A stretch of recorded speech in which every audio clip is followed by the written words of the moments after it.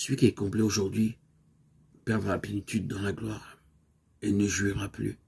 Celui qui aime sa vie la perdra, déclare le Seigneur, et celui qui hait sa vie dans ce monde la conservera pour la vie éternelle. Oh, combien étroitement lié au monde est notre âme. Aimer l'âme dans ce monde, c'est se satisfaire soi-même dans ce monde. Manger, s'habiller bien, avoir beaucoup d'amis, d'admirateurs, jouir de renommée et d'éloges parmi les hommes. Toutes ces choses sont désirables. Mais comment elles nourrissent notre âme? Pourtant, celui qui nourrit maintenant son âme la perdra dans le royaume. Perdre l'âme, ce n'est pas aller à l'enfer, mais l'entraîner à la souffrance, parce qu'elle ne pourra pas régner avec le Seigneur. Durant l'âge du royaume, le Seigneur assignera à ses disciples 10 ou 5 villes pour qu'ils les gouvernent. Selon les prophéties de l'Ancien Testament, ce sera l'âge d'or. En ce temps, combien bon et agréable ce sera de gouverner 10 ou 5 villes. Mais celui qui aura gagné son âme dans ce monde la perdra à cet égard pendant l'âge du royaume. Et combien ceci doit être sérieux. Tous ceux qui sont rassasiés dans ce présent âge, c'est-à-dire tous ceux qui ont leur âme satisfaite maintenant, n'auront rien dans le royaume.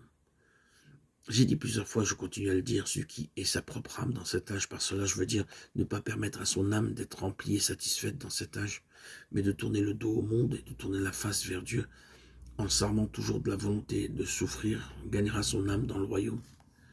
Mais celui qui gagne de ce côté perdra de l'autre. Quiconque possède aujourd'hui ne possédera rien dans le futur.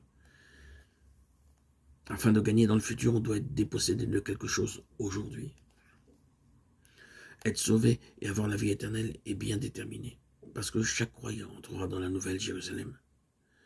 Mais avant que le ciel et la terre actuelle disparaissent, certains croyants n'auront aucune part dans le royaume, parce que seulement celui qui hait sa vie dans ce monde la conservera pour la vie éternelle.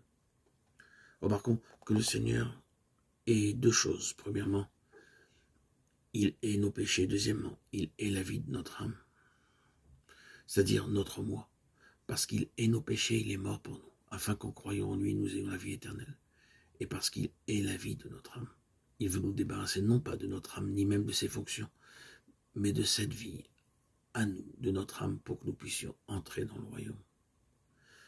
Voici la différence entre l'âme et les péchés. Ce que l'âme aime n'est peut-être pas un péché. Le mensonge, l'orgueil, la jalousie, autre chose semblable, sont sans aucun doute des péchés. Mais s'habiller avec extravagance et manger avec indulgence sont des actions qui appartiennent à l'âme. S'habiller luxueusement, manger de façon exorbitante et dépenser à profusion peut ne pas être qualifié comme des péchés, mais cela donne certainement l'occasion à l'âme d'en jouir gratuitement. Celui qui aime sa vie la perdra, déclare le Seigneur. Celui qui est comblé aujourd'hui perdra la plénitude dans la gloire et ne jouera plus. Et celui qui hait sa vie dans ce monde la conservera pour la vie éternelle.